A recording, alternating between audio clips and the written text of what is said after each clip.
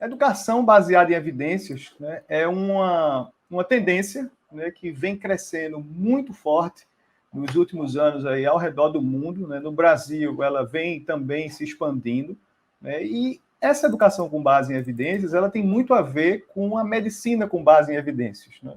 E a gente brinca, né, dizendo que na educação baseada em evidências, a gente não toma decisões nem com o achômetro, nem apenas escutando a opinião, né, das pessoas que entendem sobre um assunto, ou as pessoas que já estudaram um assunto no passado, né? A gente toma decisões com base em dados, né, com base em evidências científicas, né? Eu vou explicar para vocês aqui o que é uma evidência científica, mas de uma forma resumida, né? Por exemplo, o que é melhor? Como é que a gente ensina uma criança a ler? Qual é a melhor forma de ensinar uma criança a ler? Qual é a melhor forma para a gente estudar um assunto e daqui a uma semana tirar 10 numa prova? Né? Ou para que a gente consiga aprender alguma coisa e manter esse conhecimento para toda a nossa vida? Né? Qual a melhor estratégia para a gente partir do estudo e chegar na prática? Né? Qual a melhor estratégia para a gente ser mais criativo? Essas são algumas das perguntas que os pesquisadores de educação baseada em evidências vêm, enfim, estudando aí ao longo dos últimos anos em todo o mundo. E algumas dessas perguntas a gente já tem respostas. Né? Outras perguntas estamos ainda buscando essas respostas. Né? Então eu vou mostrar aqui para vocês, né, o que é essa educação baseada em evidências, né, e depois vou entrar então em alguns exemplos, né, e como a gente pode utilizar essas evidências também na nossa vida de estudante, e vocês certamente teremos aqui alguns professores e professoras também vão poder utilizar isso para ensinar de uma forma mais eficaz os seus alunos. Então, vamos avançar aqui. Então, para a gente só definir, né, o que é educação baseada em evidências, a gente precisa definir o que são essas evidências, né? Quando se fala em medicina baseada em evidências, né, economia baseada em evidências, o que são essas evidências? Então, a gente tem aí, né, pensando em evidências científicas ou informações científicas, a gente tem na base de uma pirâmide evolutiva, né, opiniões dos especialistas, das pessoas que trabalham numa área, né, essas opiniões, esse achômetro, às vezes, é muito válido e, às vezes, essas opiniões estão certas. Né? Então, se a gente quer tomar uma decisão sobre como ensinar de uma forma mais eficaz, né, ou se a gente quer tomar uma decisão sobre que remédio tomar, né? Ou será que um remédio tem efeito para uma doença? Né? São decisões importantes na nossa vida e na nossa sociedade. Então, esse tipo de decisão, a gente pode ouvir um expert, né? É interessante que a gente escute, mas pode ser que o expert esteja errado. Né? Então, nem sempre o especialista entende sobre aquele problema tão profundamente ou dentro do nosso ambiente, dentro do nosso contexto, para dar uma resposta que seja a melhor resposta possível. Né? Então, essas opiniões de experts, a gente considera elas só como um ponto de partida, a gente não considera que elas sejam evidências científicas consolidadas, né? Mas elas servem para dar ideias, né? Dar hipóteses para que a ciência avance. Então, geralmente, um cientista, né, quando ele vai avançando dentro de uma ideia, primeiro ele vai ter a ideia e depois ele vai fazer um estudo de caso. Ou seja, no meu caso, eu sou pesquisador da área de educação infantil. Né? Então, eu tive uma ideia, né, que, poxa, se a gente usar jogos digitais, né, enquanto as crianças estão aprendendo ali no comecinho do desenvolvimento da leitura, elas vão aprender mais. Né? Essa foi a minha ideia, ou a minha hipótese, enfim. Então, geralmente, a partir daí, o que é que você faz? Né? Você testa aquela ideia, né? Você acompanha algumas crianças, ou se for um remédio novo, uma vacina nova, a gente vai testar aquela vacina ali com um grupo pequeno, né, umas 20, 30 pessoas, vai ver o que aconteceu, se teve algum problema, se não teve. Então, vai estudar poucos casos, né? Poucas pessoas utilizando aquela vacina, ou poucas crianças utilizando aquela forma de aprender, né? Poucas professoras trabalhando com aquilo.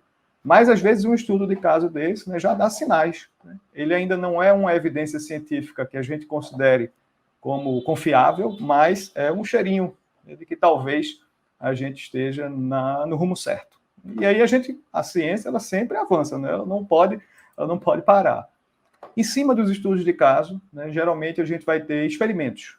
Né? Esses experimentos, eles são controlados. Eu vou mostrar aqui no próximo slide para vocês como é que se faz um experimento, mas um experimento ele serve para a gente comparar duas ou mais coisas, né? Então, o que é melhor?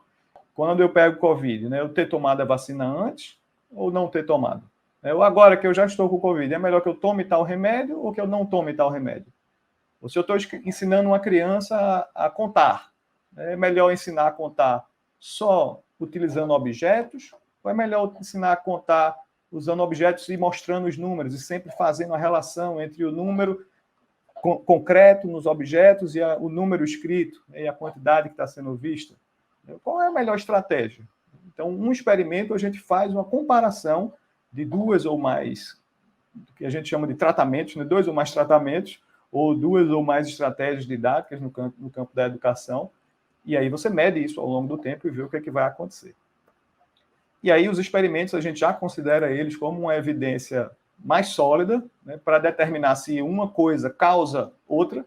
Então, o remédio causa a cura, ou a cura veio por outro fator, né? Aquela forma de ensinar da professora foi o que causou um ganho de aprendizagem, né? A gente quer estabelecer relações de causa e efeito, né? Então, eu faço algo e tem um efeito. Um experimento serve para isso.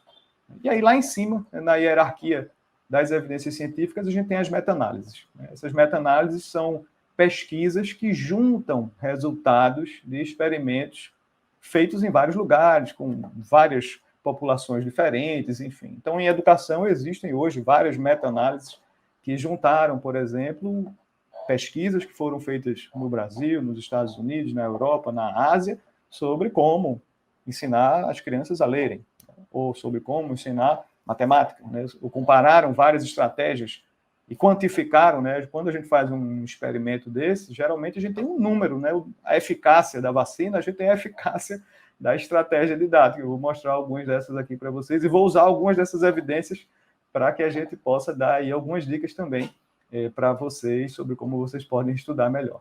Então, a meta-análise, ela junta vários experimentos, e aí você tem um resumo daquilo, né? Você tem um número que resume o efeito ou a potência de um tratamento, de uma vacina, de um remédio ou de uma estratégia pedagógica para gerar a saúde, né, no caso da medicina, ou no nosso caso da educação, aprendizado, né? Então, a gente sempre que vai falar sobre educação baseada em evidência, a gente está falando ou de meta-análises ou, no mínimo, de experimentos controlados.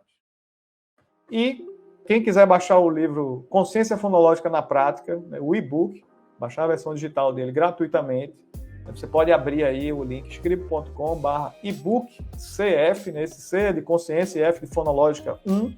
Você vai colocar o seu nome e e-mail, a gente vai mandar o e-book para o seu e-mail, e aí depois você vai, enfim, poder interagir com a gente também por e-mail. E se você tiver alguma dúvida, alguma sugestão, não deixe de enviar aqui para o nosso canal. A gente responde todos os comentários, todas as dúvidas, e agradecemos todas as sugestões também. Então, espero que você tenha gostado desse nosso encontro. Aproveite para baixar o livro Consciência Fonológica na Prática. Ele é o passo inicial para você ter bons leitores daqui a alguns anos, né? E a consciência fonológica ela precisa ser trabalhada aí desde a educação infantil, das crianças de 3, 4, 5 anos.